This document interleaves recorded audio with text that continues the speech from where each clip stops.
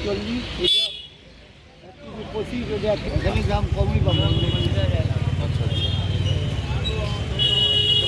চলে গেছিলেন 1965 সালে পাকিস্তান যখন ভারতবর্ষে আক্রমণ করলো তখন লাল বাহাদুর শাস্ত্রীকে না বলেই তিনি চলে গেলেন। এরকমই তিনি ছিলেন দুঃসাহসী একজন প্রধানমন্ত্রী। যখন ক্ষমতায় ছিলেন না তখনও তিনি শহরে গিয়েছিলেন, তখনও তিনি সব থেকে বড় হাতিয়ার।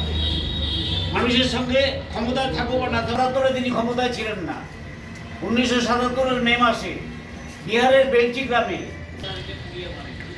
ইন্দিরা গান্ধী যখন শুনতে পারলেন ঘটনাটা বললেন দুর্গম রাস্তা যেতে